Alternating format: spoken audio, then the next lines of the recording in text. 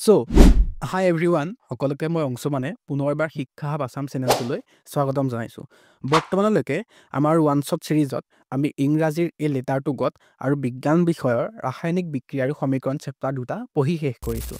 যিসকলে চেনেলটো আজি প্ৰথমবাৰৰ বাবে চাইছা আৰু যিসকলে বৰ্তমানলৈকে ভিডিঅ'কেইটা চোৱা নাই তেওঁলোকে চেনেলটো ভিজিট কৰিবা আৰু ভিডিঅ'কেইটা এবাৰ চাবাগৈ। অতিমাত্ৰ কম সময়ৰ ভিতৰতে সহজ ভাষাত মই সকলো কনচেপ্টছ তোমালোকক বুজাবলৈ চেষ্টা কৰিছোঁ। আৰু আমাৰ ওৱান শ্বট সিৰিজত আমি আজি আৰম্ভ কৰিবলৈ লৈছোঁ ইংৰাজী বিষয়ৰ Nelson Mandela Long Walk to Freedom চেপ্টাৰটো। অতি সহজ ভাষাত এই কঠিন চেপ্টাৰটো আমি বুজিবলৈ চেষ্টা কৰিম। গতিকে সকলোকে মই অনুৰোধ জনাম যে চেনেলটো তোমালোকে ছাবস্ক্ৰাইব কৰা, যিহেতু বহুতে চেনেলটো যেতিয়ালৈকে ছাবস্ক্ৰাইব কৰা নাই, আৰু ভিডিঅ'টো লাইক কৰিবা। আৰু সকলোকে অনুৰোধ জনাইছোঁ যে মেট্ৰিক পৰীক্ষাৰ্থীসকলৰ মাজত সকলোৱে চেনেলটো শ্বেয়াৰ কৰি দিয়ে। গতিকে আহা পলম নকৰি আমি আজি আমাৰ ভিডিঅ'টো আৰম্ভ কৰোঁ। Nelson Mandela Long Walk to freedom. Nelson Mandela কোন? নেলছন মেণ্ডেলা হৈছে দক্ষিণ আফ্ৰিকাৰ প্ৰথমজন কৃষ্ণাংগ ৰাষ্ট্ৰপতি। আৰু লং ৱাক টু ফ্ৰীডম হৈছে নেলছন মেণ্ডেলাৰ আত্মজীৱনী। নেলছন মেণ্ডেলা আছিল এগৰাকী স্বাধীনতা সংগ্ৰামী। যেনেদৰে আমাৰ বাবে মহাত্মা গান্ধী, তেনেদৰে দক্ষিণ আফ্ৰিকাৰ বাবে নেলছন মেণ্ডেলা। তেখেতে দক্ষিণ আফ্ৰিকাৰ স্বাধীনতাৰ বাবে অতি যুঁজ কৰিছিল আৰু শেষত দক্ষিণ আফ্ৰিকা যেতিয়া স্বাধীন হৈছিল তেওঁক দক্ষিণ আফ্ৰিকাৰ প্ৰথমজন ৰাষ্ট্ৰপতি হিচাপে স্বীকৃতি দিয়া হৈছিল।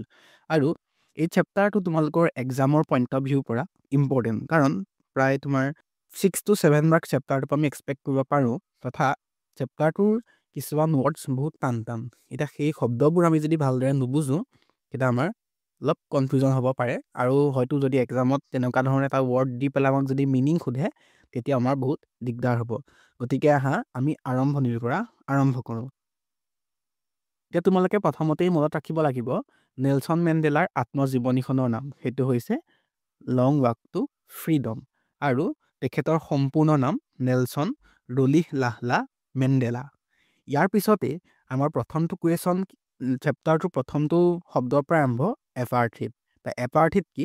এপাৰ্থিড is a political system that separates people according to their race. তাৰ ৰেচ মানে হৈছে বৰ্ণ। অৰ্থাৎ এপাৰ্থিড হৈছে এনেকুৱা এটা ধৰণৰ ৰাজনীতিৰ ব্যৱস্থা যি মানুহক মানুহৰ দেহৰ বৰণৰ হিচাপত ভাগ কৰে। অৰ্থাৎ ক'লা, বগা বা ইণ্ডিয়ান, ভাৰতীয় মূলৰ তেনেধৰণৰ বিভিন্ন ধৰণৰ বৰ্ণৰ ওপৰত ভিত্তি কৰি পেলাই এপাৰ্থিড পলিটিকেল চিষ্টেমটো বা ৰাজনীতিক শাসনৰ এই ভাগটো ভাগ হৈছে। আৰু এইটো একদম শেষত এতিয়া ক'ত দেখিবলৈ পোৱা গৈছিল? দক্ষিণ আফ্ৰিকাত। অৰ্থাৎ দক্ষিণ আফ্ৰিকাত ক'লা আৰু বগা মানুহখিনিৰ মাজত এই চিষ্টেমটো আছিল। তাত বগা মানুহখিনিক বেছি প্ৰাধান্য দিয়া হৈছিল আৰু ক'লা মানুহখিনিক অতি তুচ্ছ জ্ঞান কৰা হৈছিল। ইয়াৰ পিছত সুধিছে যে আমি নেলছন মেণ্ডেলাৰ বিষয়ে শুনিছোঁ নেকি? আৰু আমাক কৈছে যে নেলছন মেণ্ডেলা কোন আছিল? এগৰাকী মুক্তি যুঁজাৰু বা মুক্তি যোদ্ধা। যেনেদৰে আমাৰ বাবে মহাত্মা গান্ধী, তেনেদৰে নেলছন মেণ্ডেলা। আৰু যেতিয়া দক্ষিণ আফ্ৰিকা 1994 চনত স্বাধীন হৈছিল, তেওঁ প্ৰথমগৰাকী কৃষ্ণাংগ ৰাষ্ট্ৰপতি অৰ্থাৎ ক'লা ৰাষ্ট্ৰপতি হৈছিল। তোমালোকক সুধিব পাৰে যে দক্ষিণ আফ্ৰিকা কেতিয়ানো স্বাধীন হৈছিল? গতিকে তোমালোকে ইয়াতেই লাইনটো মনত ৰাখিবা, 1994। ইয়াৰ পিছত আহিছে যে in this extract from his autobiography Long Walk to Freedom Mandela speaks about a historic occasion the inauguration. অৰ্থাৎ অট'বায়োগ্ৰাফি মানে হৈছে আত্মজীৱনী, আৰু ইয়াত আত্মজীৱনীখন কাৰ আছিল? Nelson Mandela. আৰু কিতাপখনৰ নাম আছিল লং ৱাক টু ফ্ৰীডম। আৰু ইয়াত আমাক গোটেই আত্মজীৱনীখনৰ কথা কোৱা হোৱা নাই, মাত্ৰ তেখেতৰ আত্মজীৱনীখনৰ এটা মাত্ৰ অংশ, দ্য ইনগুৰেশ্যন, অৰ্থাৎ সেই উদ্বোধনী অনুষ্ঠানটোৰ কথা কোৱা হৈছিল। আৰু সেই উদ্বোধনী অনুষ্ঠানটোনো কিহৰ আছিল? তেখেতে যেতিয়া ৰাষ্ট্ৰপতি শাসনভাৰ গ্ৰহণ কৰিবলৈ শপত গ্ৰহণ কৰিব লৈছিল সেই দিনটোৰ বৰ্ণনা ইয়াত কৰা হৈছে। আৰু এই কথাখিনি ক'ৰ পৰা লোৱা হৈছিল? BBC এখন বহুত ইণ্টাৰনেশ্যনেল লেভেলৰ এটা নিউজ চেনেল BBC। আৰু তাত সেই দিনটোৰ কথা কৈছে 10 মে 1994, অৰ্থাৎ 1994 চনৰ 10 মে দিনাখনৰ এইটো কথা। এতিয়া ইয়াতো এটা গুৰুত্বপূৰ্ণ প্ৰশ্ন আমাৰ পৰা আকৌ আৰম্ভ হ'ব। Nelson Mandela has become South Africa's first black president after more than 3 centuries of white rule. কৈছে যে বগা মানুহে প্ৰায় 3 শতিকা শাসন কৰাৰ পিছত যেতিয়া দক্ষিণ আফ্ৰিকা স্বাধীন হৈছিল, তেতিয়া নেলছন মেণ্ডেলা তেওঁলোকৰ প্ৰথমজন ৰাষ্ট্ৰপতি হৈছিল আৰু তেওঁলোকৰ দলটোৰ নাম কি আছিল আফ্ৰিকান নেশ্যনেল কংগ্ৰেছ আৰু তেওঁলোকৰ দলটোৱে সেই নিৰ্বাচনত কিমানটা আসন জয় কৰিছিল 400ৰ ভিতৰত 252টা ইয়াৰ পিছত কৈছে যে ইনাগুৰেশ্যন চেৰেমনি বা সেই উদ্বোধনী অনুষ্ঠানটো ক'ত হৈছিল ইউনিয়ন বিল্ডিংছ এম্ফিথিয়েটাৰ ইন প্ৰিটৰিয়া আৰু সেইটো ক'ত হৈছিল প্ৰিটৰিয়াৰ যিটো ইউনিয়ন বিল্ডিঙৰ মুকলি প্ৰেক্ষাগৃহ আৰু ইয়াত কি হৈছিল প্ৰায় 140খন দেশৰ বিভিন্নজন ৰাজনৈতিক নেতা তথা মহান ব্যক্তি বা মনীষীয়ে এই অনুষ্ঠানত অংশগ্ৰহণ কৰিছিল ইয়াৰ পিছৰ কথাখিনি আমি চেপ্টাৰটোত আকৌ পঢ়িবলৈ পাম 10th May dawned bright and clear কৈছে যে সেই 10 মেৰ দিনাখনটো সেই দিনটো অতি উজ্জ্বল আৰু পৰিষ্কাৰ আছিল অৰ্থাৎ সেই 10 মেৰ দিনটো অতি ভাল আছিল For the past few days, I had been pleasantly besieged by dignitaries and world leaders who were coming to pay their respects before the inauguration. আৰু এই যোৱা কেইদিনমানৰ পৰা ধৰি মই মোক চাৰিওফালে বেৰি থোৱা পাইছিলোঁ বিজেছ শব্দটোৱে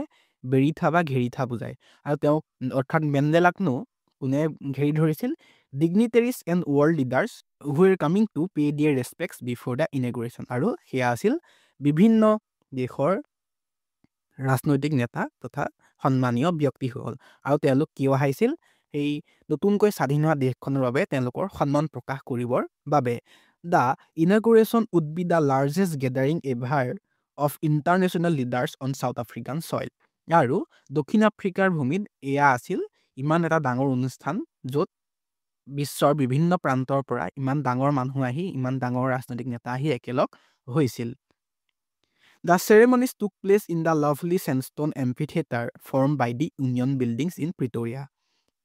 আৰু সেই অনুষ্ঠানটো ক'ত হৈছিল চেণ্ডষ্টোন এম্পিথিয়েটাৰ অৰ্থাৎ শিল বালি আদিৰ সেই মুকলি প্ৰেক্ষাগৃহটোত যিটো ক'ত আছিল ইউনিয়ন বিল্ডিঙত আছিল প্ৰিটৰিয়া হৈছে দক্ষিণ আফ্ৰিকাৰ এখন ৰাজধানী for decades this had been the seat of white supremacy আৰু এইটো শতিকা জুৰি কাৰ শাসনত আছিল বগা মানুহৰ অৰ্থাৎ বগা মানুহসকলকহে ইয়াত যাবলৈ অধিকাৰ দিয়া হৈছিল now it was the site of a rainbow gathering of different colours and nations for the installation of South Africa's first democratic non racial government আৰু এতিয়া এইটো কি হৈছিল ৰেইনবো গেডাৰিং বুলি কিয় কোৱা হৈছে অৰ্থাৎ ইয়াত বিভিন্ন ৰঙৰ মানুহ আছিল ইয়াত অকল বগা মানুহ নহয় বগা ক'লা বা ভাৰতীয় মূল বা এছিয়াৰ বেলেগ ধৰণৰ দেশৰ মূল সকলোৱে যিহেতু দেহৰ বৰণ একেই নহয় গতিকে বিভিন্ন দেশৰ বিভিন্ন ধৰণৰ মানুহ আহি ইয়াত গোট খাইছিল আৰু কিয় তেওঁলোক আহিছিল south Africa's first democratic non racial গভৰ্ণমেণ্টৰ ইনষ্টলেশ্যনৰ বাবে অৰ্থাৎ দক্ষিণ আফ্ৰিকাৰ প্ৰথমখন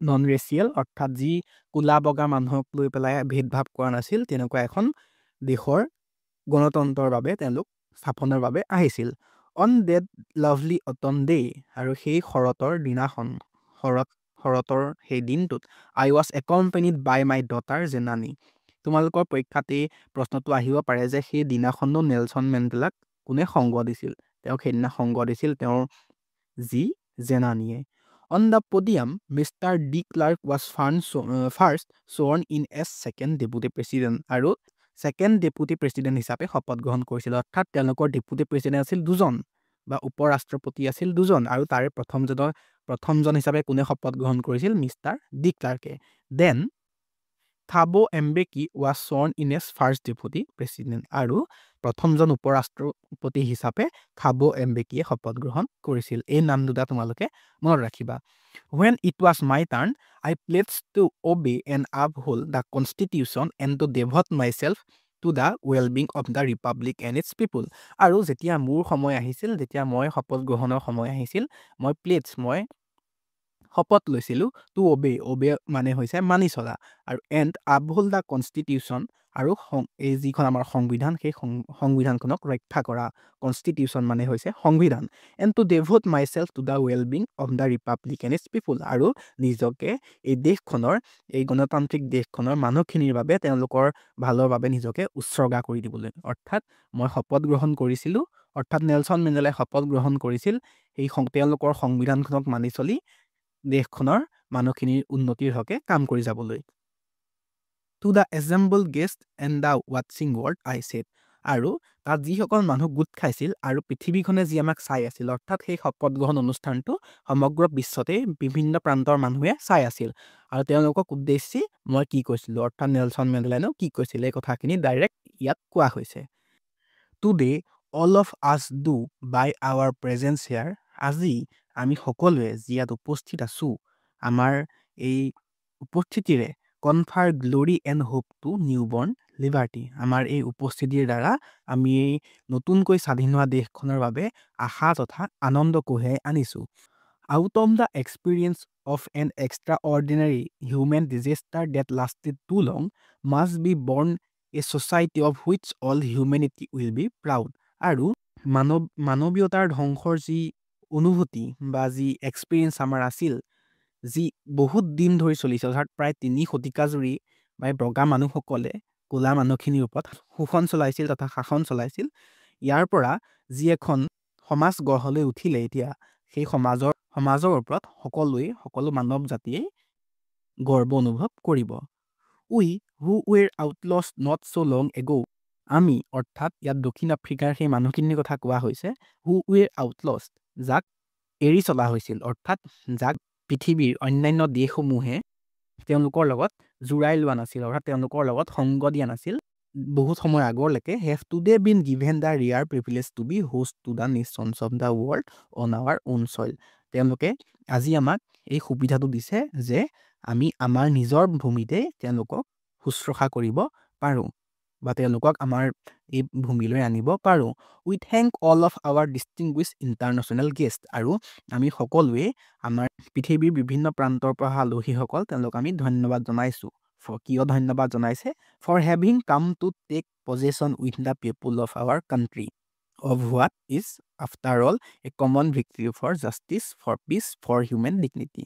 তেওঁলোকক ধন্যবাদ জনাইছে কিন্তু তেওঁলোকে আহি পেলাই দক্ষিণ আফ্ৰিকাৰ মানুহখিনিৰ লগত একেলগে হাতে হাত মিলাবলৈ সাজু হৈছে, আৰু ইয়া হৈছে শেষত ন্যায়, শান্তি আৰু মানৱীয়তাৰ অৰ্থাৎ নেলছন মেণ্ডেলাই ক'ব বিচাৰিছে যে এই নেতাসকল বা পৃথিৱীৰ অন্যান্য দেশসমূহ যিয়ে তেওঁলোকক কিছু সময় আগলৈকে এৰাই চলিছিল, তেওঁলোকেও এতিয়া আহি পেলাই দক্ষিণ আফ্ৰিকাৰ মানুহখিনিৰ লগত হাতে হাত মিলাই আগবাঢ়ি আহিছে, আৰু ইয়া হৈছে ন্যায় তথা শান্তিৰ জয়। We have at last achieved our political emancipation, আৰু শেষত আমি আমাৰ যি ৰাজনৈতিক মুক্তি, সেয়া আমি মুক্তি লাভ কৰিলোঁ। অৰ্থাৎ ৰাজনৈতিক মুক্তি বুলি কিয় কৈছে ন? কিয়নো তেওঁলোকক বঞ্চিত কৰি ৰখা হৈছিল, ক'লা মানুহখিনিক বঞ্চিত কৰি ৰখা হৈছিল তেওঁলোকৰ স্বাধীনতাৰ পৰা, আৰু শেষত তেওঁলোকে ইয়াৰ পৰা জয়লাভ কৰিলে। We pledge ourselves to liberate all of our people from the continuing bondage of poverty, deprivation, suffering, gender and other discrimination. তেওঁলোকে এতিয়া বগা মানুহখিনিৰ শাসনৰ পৰা মুক্তি হ'ল হয়, কিন্তু তেওঁলোক এতিয়াও বন্দী হৈ আছে। অৰ্থাৎ তেওঁলোক বন্দী হৈ আছে কিহত? তেওঁলোকৰ পভাৰ্টি অৰ্থাৎ দৰিদ্ৰতা, ডিপ্ৰাইভেশ্যন অৰ্থাৎ বঞ্চনা, suffering, gender and other discrimination, আৰু তেওঁলোকে আজি লিংগ তথা বৰ্ণ বৈষম্য অন্য যি বৰ্তমানলৈকে ভুগি অহা এই যিবোৰ সমস্যা, এতিয়া তেওঁলোকক তাৰ পৰা মুক্তি লাভ কৰিব বা মুক্তি পোৱাব লাগিব। Never never and never again, কেতিয়াও shall it be that this beautiful land will again experience the oppression of one by another, কেতিয়াও এই দেশখনে, এই ধুনীয়া ভূমিখনে অৰ্থাৎ দক্ষিণ আফ্ৰিকাই কেতিয়াও আৰু শোষণৰ বা অত্যাচাৰৰ এনেকুৱা ধৰণৰ কোনো সমস্যাৰো যাতে ভোগ কৰিব নালাগে। The sun shall never set on so glorious a human achievement, আৰু যে তেওঁ কৈছে যে এই সূৰ্য কেতিয়াও এনেধৰণৰ মানৱীয়তাৰ জয়ৰ ওপৰৰ পৰা আঁতৰি নাহে, অৰ্থাৎ তেওঁলোকৰ ওপৰত সদায় এই মানৱীয়তাৰ জয়ে সদায় তেওঁলোকক জিলিকাই ৰাখিব।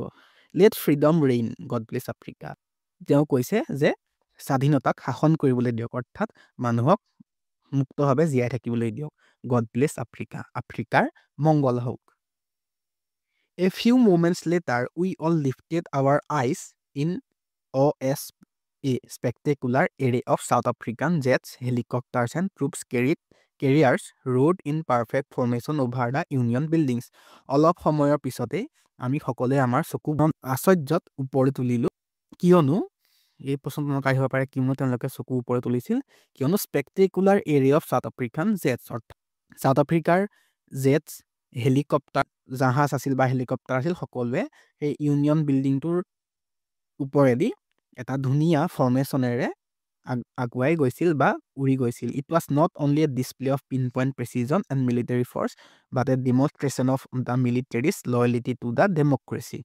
আৰু এয়া মাত্ৰ পিন পইণ্ট প্ৰেচিজনেই নাছিল, অৰ্থাৎ নিখুঁত প্ৰদৰ্শনেই নাছিল, এয়া আছিল প্ৰদৰ্শন of the military's loyalty to the democracy, অৰ্থাৎ সেই সৈন্যসকলৰ বা সেই সৈন্য বাহিনীৰ দেশখনৰ ডেম'ক্ৰেচিৰ বাবে যিটো সন্মান, যিটো লয়েলিটি, সেয়াও প্ৰদৰ্শন আছিল।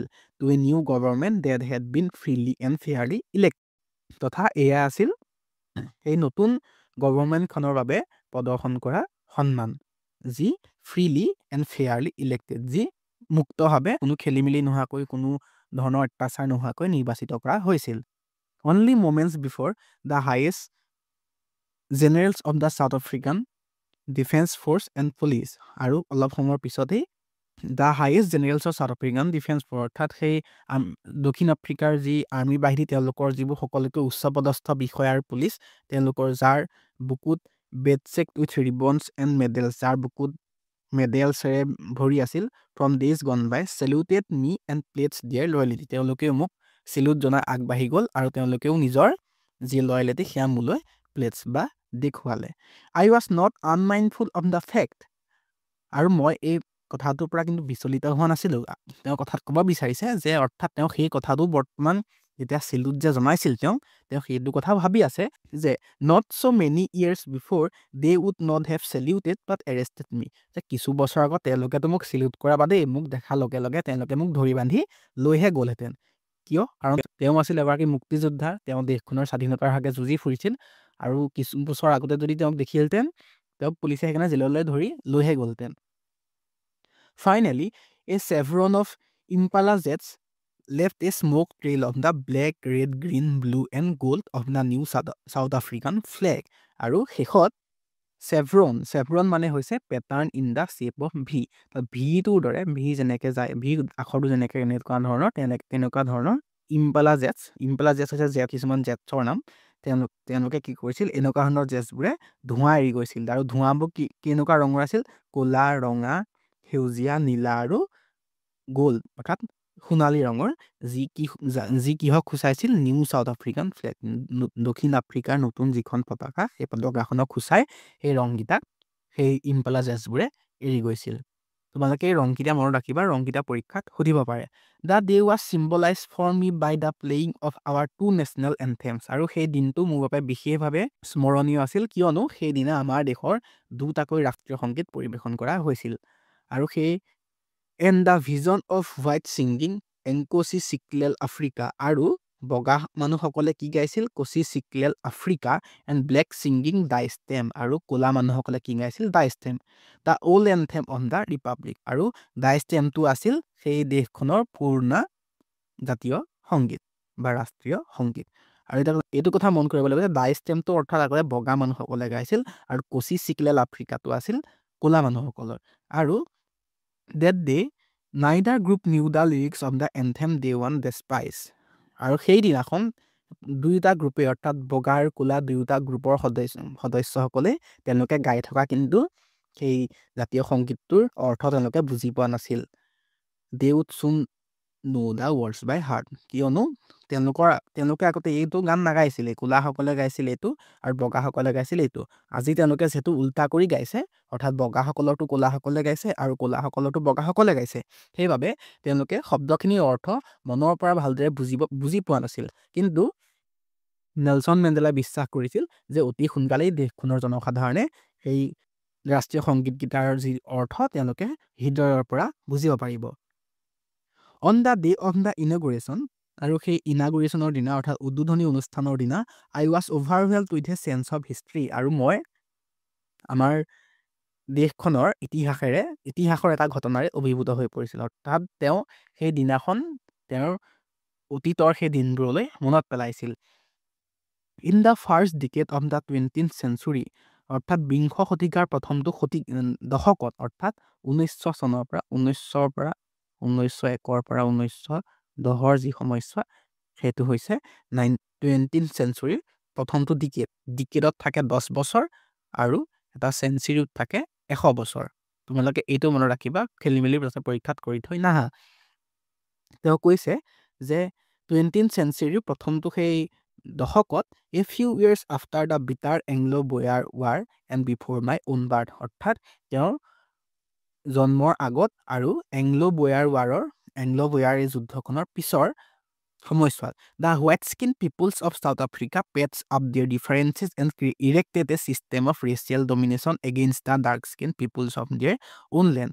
আৰু সেই সময়ছোৱাত অৰ্থাৎ যেতিয়া নেলছন মেণ্ডেলাৰ জন্ম হোৱা নাছিল 1901 পৰা 1910 চনৰ এই সময়ছোৱাতে দক্ষিণ আফ্ৰিকাত বাস কৰি থকা হোৱাইট স্কিন পিপুল অৰ্থাৎ বগা ছালৰ মানুহখিনি অৰ্থাৎ বগা মানুহসকলে তেওঁলোকৰ দেশৰে ক'লা মানুহসকলৰ ওপৰত এটা চিষ্টেম অফ ৰেচিয়েল ডমিনেশ্যন আনিছিল, অৰ্থাৎ এটা শাসনৰ নতুন পদ্ধতি আনিছিল য'ত তেওঁলোকে এই ক'লা মানুহসকলক নিজৰ পৰা আঁতৰাই ৰাখিছিল।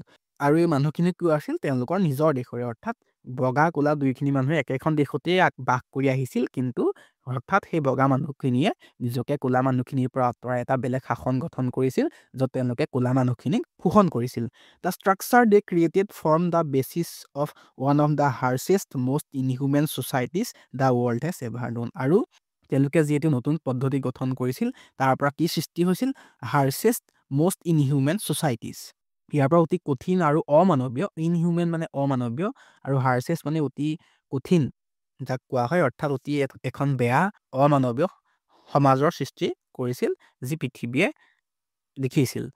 Now, in the last decade of the 20th century and my own 8th decade as a man, আৰু বৰ্তমান মানে যেতিয়া তেওঁ সেই সময়ছোৱাৰ কথা কৈছে যেতিয়া সেই অৰ্থাৎ যেতিয়া দক্ষিণ আফ্ৰিকাই স্বাধীনতা লাভ কৰিছিল আৰু এই যেতিয়া ইনাগুৰেশ্যন এইবোৰ চলি আছিল, তেওঁ সেই সময়ছোৱাৰ কথা কৈছে আৰু সেই সময়ছোৱাত তেওঁৰ বয়স কিমান হৈছিল? মাই on 8th decade as a man, অৰ্থাৎ তেওঁ 8টা দশক পাৰ কৰিছিল, অৰ্থাৎ তেওঁ প্ৰায় 80 বছৰ বা 80 years হৈছিল। আৰু সেই সময়ছোৱাত কি হৈছিল? that system had been overturned forever, আৰু বৰ্ণবৈষম্যটো সম্পূৰ্ণভাৱে নাইকিয়া হৈ গৈছিল আৰু শাসন ব্যৱস্থাটো নাইকিয়া হৈ কিহৰ সৃষ্টি হৈছিল? Replace by one that recognized the rights and freedoms of all peoples, আৰু নতুন শাসন ব্যৱস্থাৰ জন্ম হৈছিল য'ত সকলো মানুহকে সমানভাৱে ৰাইটছ এণ্ড ফ্ৰীডমছ দিয়া হৈছিল, অৰ্থাৎ স্বাধীনতা দিয়া হৈছিল, বাক স্বাধীনতা আৰু তেওঁলোকক জীয়াই থকাৰ স্বাধীনতা দিয়া হৈছিল regardless of the colour of their skin, তেওঁলোকৰ দেহৰ বৰ্ণৰ ওপৰত ভিত্তি নকৰি তেওঁলোকক সকলোকে স্বাধীনতা দিয়া হৈছিল। That they had come about through the unimaginable sacrifices of thousands of my people, আৰু সেই দিনটো কেনেকৈনো আহিছিল? তেওঁলোকৰ ক'লা মানুহখিনিৰ ভাবিব নোৱাৰা ছেক্ৰিফাইচৰ পৰা, অৰ্থাৎ তেওঁলোকে অতি কষ্ট কৰিছিল তেওঁলোকৰ দেশখনে স্বাধীনতা লাভ কৰিবৰ বাবে। আমাৰ দেশখনৰ মানুহখিনিয়ে যেনেকৈ দেশখনৰ স্বাধীনতাৰ বাবে ভাৰতবৰ্ষৰ স্বাধীনতাৰ বাবে যথেষ্টখিনি ত্যাগ কৰিছিল, তেনেদৰে দক্ষিণ আফ্ৰিকাৰ সেই হাজাৰ হাজাৰ মানুহেও আমি ভাবিব নোৱাৰা ধৰণে ছেক্ৰিফাইচ বা ত্যাগ কৰিছিল। People whose suffering and courage can never be counted or repaid, আৰু এই মানুহখিনিয়ে যি ভুগিছিল অৰ্থাৎ আৰু মানুহখিনিয়ে যি ভুগিছিল আৰু তেওঁলোকৰ যি সাহস, তেওঁলোকৰ যি অদম্য সাহস, এই দেশখনে অৰ্থাৎ দক্ষিণ আফ্ৰিকাই কেতিয়াও গণনা কৰিব নোৱাৰে আৰু কেতিয়াও ৰিপিট অৰ্থাৎ কেতিয়াও পুনৰ ঘূৰাইও দিব নোৱাৰে। I felt that day, as I have on so many others days, that I was simply the sum of all those African patriots who had gone before me. আৰু তেওঁ সেইদিনা অনুভৱ কৰিছিল আৰু তেওঁ কি হৈছে যে as I have on so many other days, আৰু তেওঁ আগতেও এই কথাটো বহুতবাৰ অনুভৱ কৰিছে যে তেওঁ এনেকুৱা ধৰণৰ বহুত হাজাৰ হাজাৰ দক্ষিণ আফ্ৰিকান মুক্তি যুঁজাৰুৰ মাত্ৰ এটা অংশহে যি তেওঁতকৈ আগতে এই পৃথিৱীৰে গুচি গ'ল, অৰ্থাৎ যি তেওঁলোকৰ ত্যাগৰ দ্বাৰা তেওঁলোকৰ যি নিজৰ প্ৰাণ ত্যাগ কৰি দিলে এই দেশখনৰ স্বাধীনতাৰ বাবে, তেনেকুৱা হাজাৰ হাজাৰ মানুহৰ তেওঁ মাত্ৰ এটা অংশহে। That long and noble line ended and now began again with me, আৰু এই দীঘলীয়া লাইনটো এতিয়া বৰ্তমান আহি শেষ হ'ল, অৰ্থাৎ এই মহান মানুহসকলৰ এই লাইনটো আহি এতিয়া শেষ হ'ল আৰু পুনৰ এতিয়া আৰম্ভ হ'ব তেওঁৰ পৰা। অৰ্থাৎ ইয়াৰ পৰা কি বুজাব বিচাৰিছে যে তেওঁ কৈছে যে এনেকুৱা বহুত ক'লা মানুহে, বহুত কৃষ্ণাংগ মানুহে এই পৃথিৱীখন এৰিবলগীয়া হ'ল, তেওঁলোকে নিজৰ দেহ ত্যাগ কৰিবলগীয়া হ'ল, নিজৰ জীৱন ত্যাগ কৰিব লগা হ'ল আৰু এতিয়া সেই লাইনটো শেষ হ'ল। কিন্তু এতিয়াৰ পৰা আকৌ আৰম্ভ হ'বলৈ লৈছে নেলছন মেণ্ডেলাৰ পৰাই আৰু এতিয়াৰ পৰা সেই দেশখন শাসন কৰিব কৃষ্ণাংগসকলে, যি পুনৰ দেশখনতে আকৌ পুনৰ স্বাধীনতাৰ সকলোৰে মাজত সমান অধিকাৰ দিব। I was pained that I was not able to thank them, that they were not able to see what their sacrifices had wrought. আৰু নেলছন মেণ্ডেলাই অতি দুখ অনুভৱ কৰিছে, কিয়নো তেওঁ সেই মানুহখিনিক, সেই হাজাৰ হাজাৰ মানুহক নেলছন মেণ্ডেলাই ধন্যবাদ জনাব নোৱাৰিলে আৰু তেওঁলোকে সেই দিনটো যে দেখিব নোৱাৰিলে যে তেওঁলোকৰনো সেই ত্যাগে কেনেকুৱা ধৰণৰ দিন লৈ আহিছে। অৰ্থাৎ সেই মানুহখিনিয়ে দক্ষিণ আফ্ৰিকাই স্বাধীনতা লাভ কৰাৰ সেই সময়খন দেখিবলৈ নাপালে। অৰ্থাৎ তেওঁলোকে মৃত্যুবৰণ কৰিবলগীয়া হ'ল সেই শ্বেতাংগ বা বগা মানুহসকলৰ শোষণৰ বলত। আৰু নেলছন মেণ্ডেলাই সেইবাবে দুখ অনুভৱ কৰিছে যে সেই মানুহখিনিৰ ত্যাগৰ বলিদানক তেওঁ ধন্যবাদ জনাব নোৱাৰিলে তেওঁলোকৰ থকা কালত, আৰু তেওঁলোকে দেখিবলৈ নোৱাৰিলে যে তেওঁলোকৰ দেশখনে বৰ্তমান স্বাধীনতা লাভ কৰিলে। The policy of apartheid created a deep and lasting wound in my country and my people. এপাৰ্থিডৰ সেই পলিচিটোৱে, এপাৰ্থিড মানে কি, যে যি মানুহক নিজৰ দেহৰ বৰ্ণৰ ওপৰত ভিত্তি কৰি ভাগ কৰিছিল, সেই পলিচিটোৱে বা সেই আইনখনে দেশখনৰ মানুহখিনিৰ মাজত এটা deep and lasting wound in my country and my people, সেই দেশখনৰ মানুহখিনিৰ মাজত এটা গভীৰ আৰু এটা দীঘলীয়া ঘাঁ, অৰ্থাৎ কেতিয়াও শুকুৱাব নোৱাৰা এটা ঘাঁ সেই মানুহখিনিৰ দেশখনৰ মানুহখিনিৰ মাজত এৰি থৈ গ'ল। All of us will spend many years, if not generations, recovering from that profound hurt. আৰু মেণ্ডেলাই কৈছে যে আমাৰ দেশৰ মানুহখিনিক এই যিটো দুখৰ বঞ্চনাৰ সময়, ইয়াৰ পৰা আঁতৰিবলৈ বহুত সময় লাগি যাব। হয়তো জেনেৰেশ্যনৰ পিছত জেনেৰেশ্যন নালাগিব পাৰে, কিন্তু যথেষ্ট সময় আমাক এই দুখটোৰ পৰা উভতি আহিবলৈ লাগিব। But the decades of oppression and brutality had another unintended effect. কিন্তু মেণ্ডেলাই কৈছে যে সেই শতিকাজোৰা বা দশকজোৰা সেই অত্যাচাৰ আৰু যি নিষ্ঠুৰতাৰ শাসন, তাৰ পৰা কিন্তু সেই মানুহখিনিয়ে নিবিচাৰা, কোনে নিবিচাৰা, অৰ্থাৎ সেই বগা মানুহখিনিয়ে নিবিচাৰা এটা বেলেগ ধৰণৰ এটা বস্তুহে গঢ় লৈ উঠিছিল।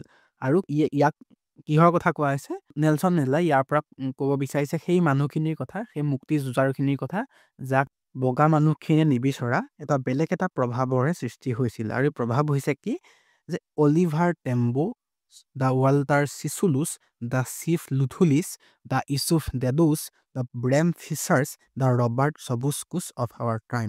ইয়াত মন কৰিবলগীয়া কথা যে প্ৰত্যেকটো নামৰ শেষত এছ লগাই দিয়া হৈছে। অৰ্থাৎ তেওঁ কৈছে যে অলিভাৰ টাম্বুছ, অৰ্থাৎ হাজাৰ হাজাৰ অলিভাৰ টাম্বুছ, হাজাৰ হাজাৰ ৱাল্টাৰ চিচুলুছ, অৰ্থাৎ তেওঁ কৈছে যে এই অত্যাচাৰ আৰু শোষণৰ পৰা মাত্ৰ এজন অলিভাৰ টাম্বুৰ দৰে ব্যক্তি নহয়, হাজাৰ হাজাৰ এনেকুৱা ধৰণৰ মানুহৰ সৃষ্টি হৈছিল, যি নিজৰ দেশখনৰ বাবে, সেই স্বাধীনতাৰ বাবে নিজৰ প্ৰাণ ত্যাগ কৰিছিল। Men of such extraordinary courage, wisdom and generosity that their like may never be known again. আৰু তেওঁ কৈছে যে এনেকুৱা ধৰণৰ অদম্য সাহস থকা, জ্ঞান থকা, উদাৰতা থকা তেনেকুৱা মানুহ হয়তো এনেকুৱা কোনো মানুহৰ দেখিবলৈ পোৱা নাযাব। Perhaps it requires such depths of oppression to create such heights of character. আৰু তেওঁ কৈছে যে এনেকুৱা ধৰণৰ মহান মনীষী হ'বলৈ, এনেকুৱা ধৰণৰ এটা কেৰেক্টাৰ বা চৰিত্ৰ গঠন কৰিবলৈ এনেকুৱা ধৰণৰ কঠিন অত্যাচাৰৰো প্ৰয়োজন। My country is rich in the minerals and gems that lie beneath its soil. তেওঁ কৈছে যে দক্ষিণ আফ্ৰিকাৰ ভূমিত বিভিন্ন ধৰণৰ মিনাৰেলছ আৰু জেমছ হয়তো সোমাই থাকিব পাৰে, যি বহুত দেশখনক ধনী কৰিব। But I have always known that its greatest wealth is its people. কিন্তু মেণ্ডেলাই কৈছে যে মই বিশ্বাস কৰোঁ তাতকৈও অতি দেশখনৰ বাবে আপুৰুগীয়া সম্পদ হৈছে এই মানুহখিনি, finer and truer than the purest diamond, যি এই পিয়ৰেষ্ট ডায়মণ্ড, অৰ্থাৎ অতি পিয়ৰ বা খাটি হীৰাতকৈ এই মানুহখিনি ভাল, অৰ্থাৎ প্ৰকৃত মানুহ, অৰ্থাৎ তেওঁলোকে দেশখনৰ বাবে আপুৰুগীয়া সম্পদ, যি হীৰাতকৈও মূল্যৱান। It is from these comrades in the struggle that I learned the meaning of courage. আৰু তেওঁ কৈছে যে তেওঁৰ যি ষ্ট্ৰাগুলৰ সময়, তেওঁৰ পৰিশ্ৰমৰ সেই কঠিন সময়ছোৱা, অৰ্থাৎ স্বাধীনতাৰ বাবে যুঁজি থকাৰ সেই সময়ছোৱাত তেওঁ এই মানুহখিনিৰ পৰাই, কমৰেডছ মানে হৈছে যোদ্ধা, তেওঁ এই যোদ্ধাসকলৰ পৰাই, যাৰ নাম আমি ওপৰত পঢ়ি আহিলোঁ, তেওঁলোকৰ পৰাই তেওঁ সাহসৰ অৰ্থ বুজিছিল।